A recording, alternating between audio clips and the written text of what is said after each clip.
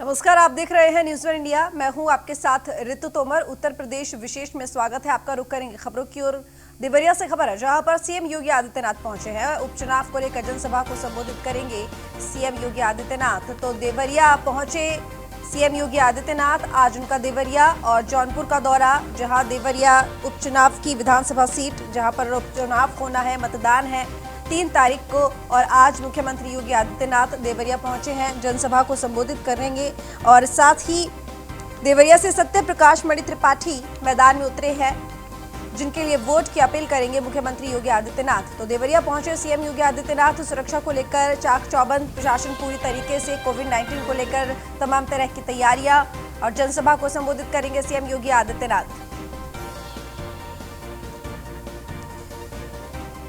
तो देवरिया के बाद जौनपुर जाएंगे। जौनपुर की मलहनी सीट पर उपचुनाव होना है और देवरिया सीट पर भी उपचुनाव होना है। लगातार मुख्यमंत्री योगी आदित्यनाथ जनसभाओं को संबोधित करने के लिए जिन विधानसभा सीटों पर उपचुनाव होने हैं वहां जा रहे हैं। और अब देवरिया और जौनपुर का दौरा सीएम योगी आदित्यनाथ का। देवरिया पहुंच चुके हैं सीएम योगी आदित्यनाथ और साथ ही सुरक्षा को लेकर पुख्ता इंतजाम किए हुए हैं प्रशासन की तरफ से। कोविड-19 के प्रोटोकॉल के तहत तमाम तरह की तैयारियां प्रशासन ने कर रखी है।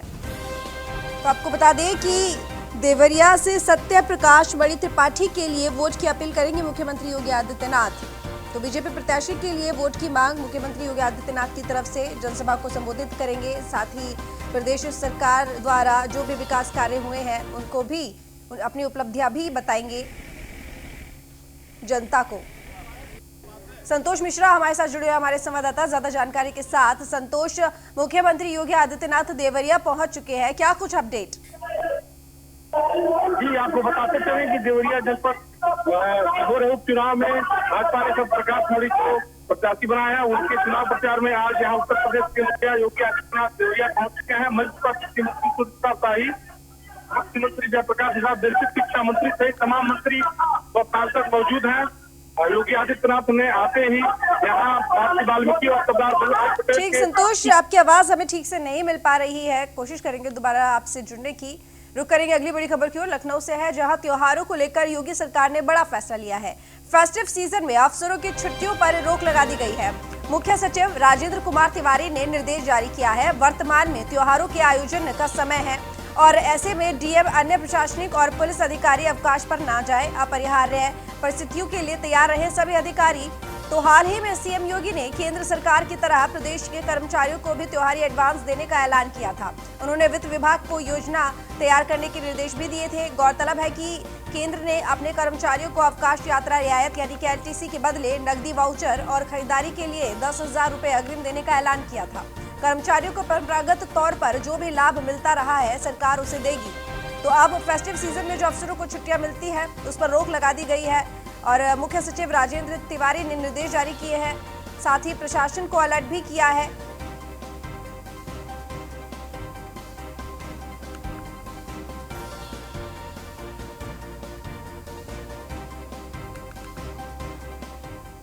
लखनऊ से खबर है, जहां प्रदूषण को लेकर योगी सरकार की सख्ती देखी जा रही है। मुख्य सचिव आर.के. तिवारी ने निर्देश जारी किए हैं। जिस तरीके से लगातार प्रदूषण बढ़ रहा है उसको देखते हुए ये निर्देश जारी किए गए हैं मुख्य सचिव राजेंद्र तिवारी की तरफ से। और कई जिलों में पराली जलाने की घटनाएं सामने आ रही हैं। पराली जलाने की घटना पर सुप्रीम कोर्ट के कड़े निर्देश है। इसको लेकर उत्तरदायित्व निर्धारित कर कार्रवाई की जाए और इन घटनाओं को प्रभावी रूप से रोका जाए। आर.के. तिवारी ने निर्देश जारी करते हुए कहा, शीतकालीन मौसम में कई जिलों में वायु प्रदूषण में भी वृद्धि होती है और इस मामले में कार्य योजना तैयार कर अमल किया जाए। इसको लेकर तत्काल बैठक करके प्रभावी कार्रवाई सुनिश्चित की जाए। तो कुछ इस तरह के दिशा निर्देश योगी सरकार की तरफ से दिए गए हैं। जिस हिसाब से लगातार वायु प्रदूषण बढ़ रहा है, वाकई बड़ा खतरनाक, गंभीर तरफ ये पूरी जो वायु प्रदूषण है वो होता जा रहा है, बढ़ता जा रहा है। और इसी को देखते हुए ये निर्देश जारी किए गए हैं प्रशासन की तरफ से। तो काफी गंभीर परिणाम हो सकते हैं। वायु प्रदूषण अगर इसी तरह से बढ़ता रहा तो मुख्य सचिव आर.के. तिवारी ने ये निर्देश जारी करते हुए कहा कि कई जिलों में पराली जलाने की घटनाएं सामने आ रही हैं। पराली जलाने की घटना पर सुप्रीम कोर्ट के कड़े निर्देश हैं और इसको लेकर उत्तरदायित्व निर्धारित कर कार्रवाई की जाए।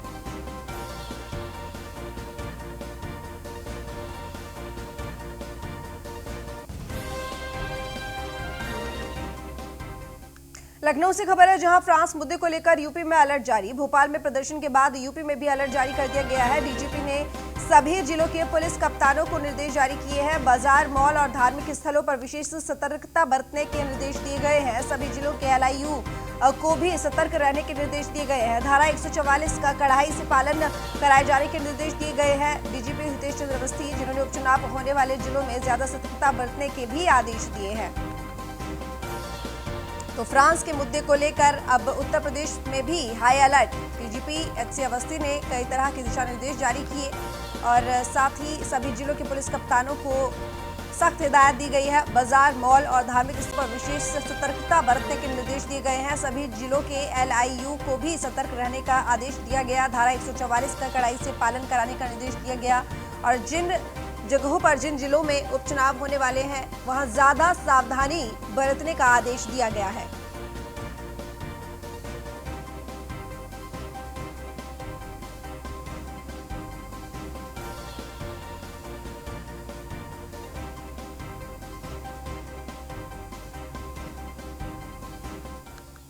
अयोध्या से खबर है, जहां दीपोत्सव में आम लोग ही नहीं हो पाएंगे अब सहभागी। चौथे दीपोत्सव में आमजन को शामिल होने की अनुमति नहीं मिलेगी। दीपोत्सव को लेकर बोले अयोध्या के डीएम अनुज झा, कोविड-19 प्रोटोकॉल का होगा सख्ती से पालन। आमंत्रण पत्र और पास धारकों को ही दीपोत्सव में जाने की अनुमति मिलेगी। दीपोत्सव के लिए मेहमानों को अब आमंत्रण पत्र मिलेगा। दीपोत्सव में काम करने वाले वॉलंटियर्स को पास दिए जाएंगे। अवध विश्वविद्यालय के 6000 वॉलंटियर दीप जलाएंगे। आगामी 13 नवंबर छोटी दीपावली को अयोध्या में दीपोत्सव मनाया जाएगा। सीएम रामलला के मंदिर में पहला दीप जलाएंगे। तो क्योंकि शिलान्यास के बाद अब राम मंदिर निर्माण का कार्यक्रम शुरू हो गया है और कार्य चल रहा है, इसी को देखते हुए अब सीएम योगी आदित्यनाथ रामलला के मंदिर में पहला दीप जलाएंगे। डीएम अनुज झा ने कुछ इस तरह की गाइडलाइंस और एडवाइजरी जारी की है, जिसमें कहा गया है कि अब आम लोग दीपोत्सव में शामिल नहीं हो सकते हैं, यानी कि जिनके पास है और साथ ही आमंत्रण पत्र है, वही लोग दीपोत्सव में शामिल हो सकते हैं। तो आमंत्रण पत्र और पास धारकों को ही दीपोत्सव में एंट्री मिलेगी। इसके अलावा आम लोग अब दीपोत्सव में शामिल नहीं हो पाएंगे। तो चौथे दीपोत्सव में आमजन को शामिल होने की अनुमति नहीं। दीपोत्सव को लेकर अयोध्या के डीएम अनुज झा ने एडवाइजरी जारी की। कोविड-19 प्रोटोकॉल का सख्ती से पालन करने का निर्देश दिया गया है, जिसके तहत ये फैसला लिया गया कि अब आमजन दीपोत्सव में शामिल नहीं हो पाएंगे। आमंत्रण पत्र और पास धारक ही दीपोत्सव में शामिल होंगे। उन्हीं को ही दीपोत्सव में शामिल होने की, प्रवेश करने की अनुमति मिलेगी। तो दीपोत्सव के लिए मेहमानों को आमंत्रण पत्र दिया जाएगा। दीपोत्सव में काम करने वाले वॉलंटियर्स को पास दिए जाएंगे। अवध विश्वविद्यालय के 6000 से अधिक छात्र दीपोत्सव में दीप जलाएंगे।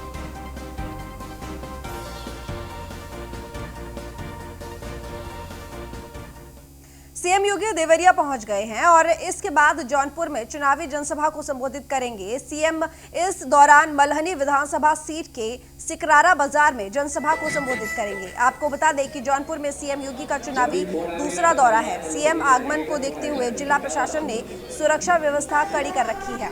हेलीपैड से लेकर रैली स्थल तक चप्पे चप्पे पर पुलिस फोर्स समेत अन्य सुरक्षा विंग को तैनात कर दिया गया है। सीएम की सुरक्षा में किसी प्रकार का कहीं कोई सेंध न लगा पाए, इसका खास ख्याल जिला प्रशासन ने रखा है।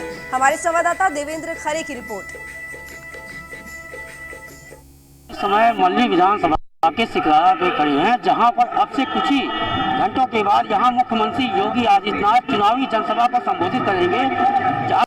कि जो मल्हनी विधानसभा के उपचुनाव में बीजेपी से प्रत्याशी मनोज सिंह और समाजवादी पार्टी से लकी यादव और निर्दल से पूर्व सांसद धनंजय सिंह हैं, जहां पर काफी दिलचस्प लड़ाई देखी जा रही है। इसको देखते हुए अब भाजपा के सभी नेताओं ने कमर कस ली है। मुख्यमंत्री योगी आदित्यनाथ का चुनावी जनसभा आज दूसरी बार होने जा रहा है। कल से चुनाव प्रसार पूरी तरह से बंद हो जाएगा और मल्हनी विधानसभा के उपचुनाव में 3 तारीख को मतदान होना है। इसको देखते हुए यहाँ पर आज चुनावी जनसभा संबोधित करेंगे मुख्यमंत्री योगी आदित्यनाथ। लगभग यहाँ पर देखा जाए पूरी तैयारी हो चुकी है मुख्यमंत्री योगी आदित्यनाथ के आने का, और अब से कुछ ही घंटों के बाद मुख्यमंत्री योगी आदित्यनाथ इसी हेलीपैड पर उतरेंगे और यहाँ पर चुनावी जनसभा को संबोधित करेंगे और मनोज सिंह के समर्थन में चुनावी जनसभा करेंगे। जौनपुर से देवेंद्र खरे, न्यूज़ इंडिया। इस समय मल्ली विधानसभा के सिकरारा पे खड़े हैं, जहां पर अब से कुछ ही घंटों के बाद यहां मुख्यमंत्री योगी आदित्यनाथ चुनावी जनसभा को संबोधित करेंगे। कि जो मल्ली विधानसभा के उपचुनाव में बीजेपी से प्रत्याशी मनोज सिंह और समाजवादी पार्टी से लकी यादव और निर्दल से पूर्व सांसद धनंजय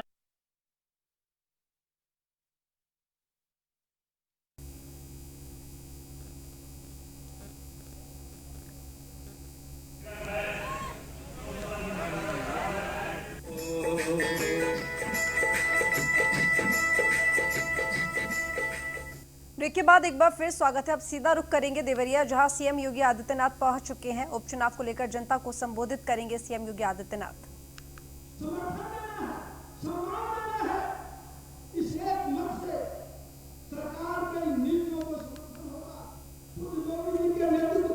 बीजेपी प्रत्याशी के लिए वोट की अपील करेंगे सीएम योगी आदित्यनाथ। यूपी में उपचुनाव के लिए 3 नवंबर को वोट डाले जाएंगे और 10 नवंबर को परिणाम भी घोषित कर दिए जाएंगे। तो देवरिया पहुंचे हुए हैं सीएम योगी आदित्यनाथ। देवरिया सदर विधानसभा सीट पर उपचुनाव होने हैं। 3 नवंबर को मतदान डाले जाएंगे इस सीट के लिए। तो देवरिया सीट से सत्य प्रकाश पंडित त्रिपाठी के लिए वोट की अपील करेंगे मुख्यमंत्री योगी आदित्यनाथ। हमीरपुर से खबर है, जहां आज भंडारे में आएंगे बीजेपी के दिग्गज नेता। अब बीजेपी नेता और मध्य प्रदेश की पूर्व मुख्यमंत्री उमा भारती आएंगी। जल शक्ति मंत्री महेंद्र सिंह और स्वास्थ्य मंत्री जय प्रताप सिंह भी पहुंचेंगे। यूपी के कई कद्दावर नेताओं के आने की संभावना जताई जा रही है। संत जयवीर सिंह के 13वें भंडारे में शामिल होने ये दिग्गज आ रहे हैं। जिला मुख्यालय के मेरापुर के ईश चैतन्य आश्रम में कार्यक्रम आयोजित किया गया है, जहाँ 13वें के भंडारे में कई बीजेपी नेता शामिल होने वाले हैं। तो जल शक्ति मंत्री महेंद्र सिंह और स्वास्थ्य मंत्री जय प्रताप सिंह भी पहुंचेंगे इस कार्यक्रम में। साथ ही बीजेपी नेता और मध्य प्रदेश की पूर्व मुख्यमंत्री उमा भारती भी शामिल होने के लिए इस कार्यक्रम में आएंगे। तो यूपी के कई कद्दावर नेताओं के आने की संभावना है संत जयवीर सिंह के 13वें भंडारे के क्रम में। जिला मुख्यालय के मेरापुर के ईश चैतन्य आश्रम में कार्यक्रम का आयोजन किया गया है। यहाँ पर बीजेपी की कई कद्दावर नेता शामिल होने पहुंचेंगे। एक महान आध्यात्मिक विभूति थे। मैं नहीं करूंगा, आप आए हैं, आपके प्रति बिना कपड़े के पैदा हुआ, लेकिन भगवान तुलसी ने कहा कि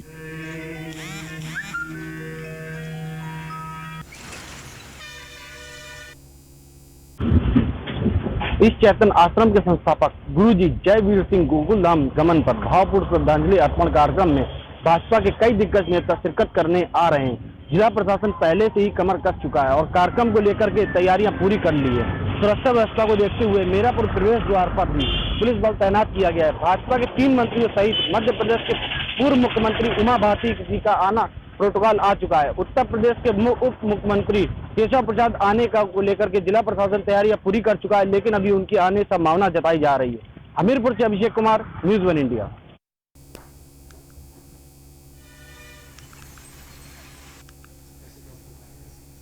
तो गाजियाबाद के मोदीनगर में मध्य प्रदेश से बाल मजदूरी के लिए लाए गए 2 नाबालिग बच्चों को पुलिस ने बरामद किया है। इन नाबालिग बच्चों से कई दिनों तक खेतों पर काम करवाया गया।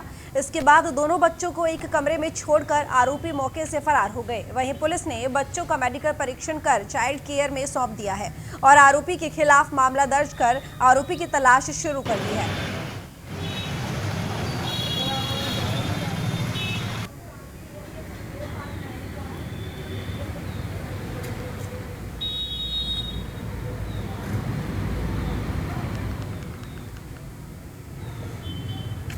बता दें कि गाजियाबाद के मोदीनगर में मध्य प्रदेश से बाल मजदूरी के लिए लाए गए 2 नाबालिग बच्चों को पुलिस ने बरामद किया है। इन नाबालिग बच्चों से कई दिनों तक खेतों में काम करवाया गया और इसके बाद दोनों बच्चों को एक कमरे में छोड़कर आरोपी मौके से फरार हो गए। वहीं पुलिस ने बच्चों का मेडिकल परीक्षण कर चाइल्ड केयर में सौंप दिया है। अच्छा, तो बोला कि चलो, तो अपने घर ले आया, फिर वहाँ से दूसरे जगह भेज दिया।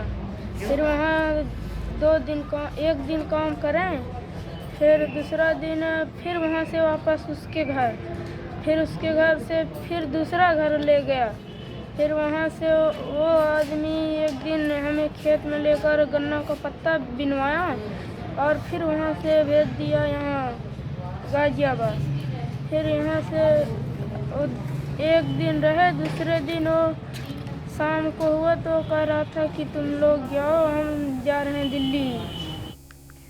तो संवाददाता यादराम भारती जुड़ गए हैं ज्यादा जानकारी के साथ। यादराम भारती, ये दोनों बच्चे जो बरामद किए गए हैं मध्य प्रदेश से बताए जा रहे हैं कि लाए गए हैं, दोनों आरोपियों के बारे में क्या कुछ खबर, कितने आरोपी थे जो इन बच्चों से काम करवा रहे थे? ये पूरा मामला मोदीनगर इलाके का है, जहां पर एक व्यक्ति पिछले काफी समय से एंटी ह्यूमिंग जो ह्यूमन ट्रैफिकिंग कर रहा था, और ये मध्य प्रदेश से 2 बच्चों को गाजियाबाद लेकर के आया था, जिसमें लाल देव और राम सिंह शामिल है, जिनकी उम्र 11 और 12 वर्ष है। यहाँ पर लाकर उस व्यक्ति ने यहाँ पर उनको काफी खेतों में काम कराया, कई जगह मजदूरी भी कराई, और एक दिन इन दोनों ही बच्चों को एक कमरे में बंद करके वो फरार हो गया। जब दोनों बच्चे भूखे प्यासे दोनों वहां पर रहे, तब आसपास के लोगों को पता चला और आनन फानन में पुलिस वहां पर पहुंची और उन्होंने उन दोनों बच्चों को छुड़ाकर अस्पताल भेजा, जहां पर उनके इलाज के बाद एक चाइल्ड केयर संस्था है उसको सौंप दिया है। फिलहाल दोनों बच्चे स्वस्थ हैं और पुलिस इस पूरे मामले में अब उस व्यक्ति की तलाश कर रही है जो इन बच्चों को मध्य प्रदेश से लेकर आया था। जी, क्या बच्चों के द्वारा आरोपी के बारे में कोई जानकारी मिली, और जो ये आरोपी बच्चों को बंद करके फरार हो गया, क्या उसको पहले ही अंदेशा हो चुका था कि पुलिस आने वाली है, दबिश देने वाली है? देखिए, बिल्कुल कहीं ना कहीं उस व्यक्ति को डर था कि उसकी पोल खुलने वाली है, जिस कारण वो बच्चों को छोड़कर फरार हो गया और 2 दिन तक बच्चे एक ही कमरे में भूखे प्यासे रहे। या फिर ये भी माना जा रहा है कि उन बच्चों ने मजदूरी का विरोध किया हो, शायद तब उनको डराने के लिए वो बच्चों को बंद करके गया हो। लेकिन फिलहाल अभी पुलिस सभी पहलुओं पर बातचीत कर रही है, और जो बच्चे हैं क्योंकि बात करने की स्थिति में नहीं थे, 2 दिन से भूखे प्यासे थे, तो फिलहाल पुलिस ने उनको अस्पताल भेजा और वहां पर उनके इलाज फिलहाल चल रहा है। ठीक, बहुत शुक्रिया यादराम तमाम जानकारी के लिए आपका। गाजियाबाद से एक खबर है, जहां के मुरादनगर इलाके में जीवन आशा हॉस्पिटल के साथ मिलकर रोटरी क्लब ने तकरीबन 92 ऐसे लोगों को कृत्रिम अंग बांटे हैं। आपको बता दें, शुरुआती दौर में ऐसे दिव्यांगजनों को चिन्हित किया गया था जिनका किसी हादसे में हाथ या पैर कट गया हो। ऐसे दिव्यांगजनों को रोटरी क्लब की तरफ से आज फ्री में कृत्रिम अंग बांटे गए। शुरुआती दौर में आज ऐसे 30 लोगों को कृत्रिम अंग बांटे गए, जिसके बाद दिव्यांगजनों में बेहद खुशी देखी गई। वहीं रोटरी के डिस्ट्रिक्ट गवर्नर ने बताया कि आगे भी इसी तरीके से रोटरी क्लब दिव्यांगजनों की ऐसी ही मदद करता रहेगा।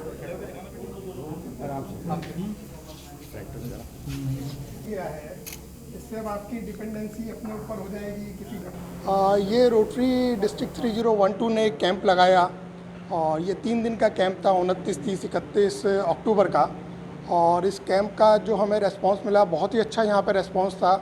और इन 3 दिन के अंदर हमने 92 लोगों को एग्ज़ामिन किया, और 92 लोगों को एग्ज़ामिन करने के बाद उनको हमने आगे की डेट्स दी है, जिसमें हम रोटरी की मदद से और अपने रोटेरियंस की मदद से उन सभी को फ्री ऑफ कॉस्ट लिम्स, ये आर्टिफिशियल लिम्स प्रोवाइड कराएंगे।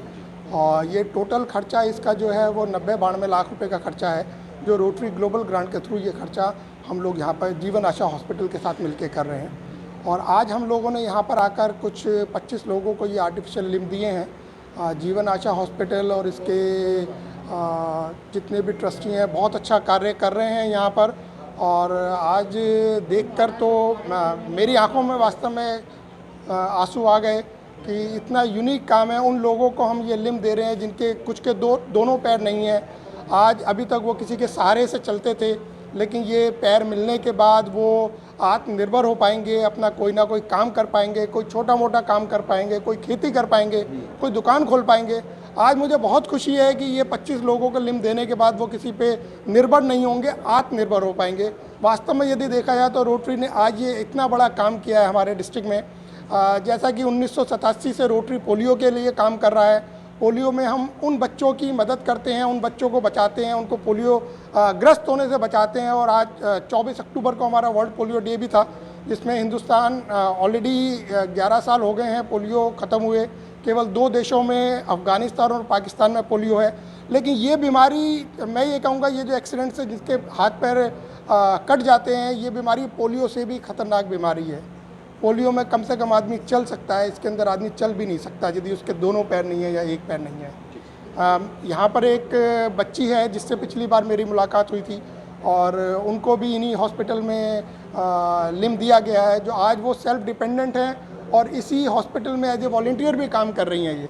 तो मैं अपने सभी रोटरी भाइयों से सभी से ये गुजारिश करूँगा कि इस प्रोजेक्ट में ज़्यादा से ज़्यादा सहयोग दें, जिससे कि हम कम से कम इस साल के अंत तक, जून तक, कम से कम 200-250 लोगों को ये आर्टिफिशियल लिम्ब प्रोवाइड करा सकें। 16 मई 2019 को मेरा एक्सीडेंट हुआ था। मैं घर से बाहर निकली थी, जस्ट घर के गेट पर ही आई थी एंड सडनली कार आ गई मेरे घर पे, घर के गेट पे आ गई और मेरा एक्सीडेंट कर दिया। तो उसके बाद से मैं देख रहा हूँ कि आप आए यहाँ पर रोटरी की तरफ से जो लिफ्ट दिए गए आपको भी दिया गया। कैसा फील कर रही हैं कि एक होता था कि पहले किसी के सहारे चलना पड़ता था और आज खुद आत्मनिर्भर हैं? बहुत अच्छा एक्सपीरियंस है, बहुत अच्छा लगता है, बहुत अच्छा फील होता है। सब कुछ कर पाती हूँ मैं, कुछ भी ऐसा नहीं है जो पहले नहीं कर पाती, पहले कर पाती जो वो अब नहीं कर पाती हूँ। सारा कुछ कर पाती हूँ, सारा काम करती हूँ। मैं खाना बनाती हूँ, मैं बैडमिंटन खेलती हूँ, मैं वॉलीबॉल खेलती हूँ, मैं मैच खेलती हूँ, क्रिकेट मैच, सारा कुछ काम कर पाती हूँ एंड ऑफिस में भी सारा वर्क कर रही हूँ। तो फिलहाल इस बुलेटिन में इतना ही। देखते रहिए न्यूज़ इंडिया।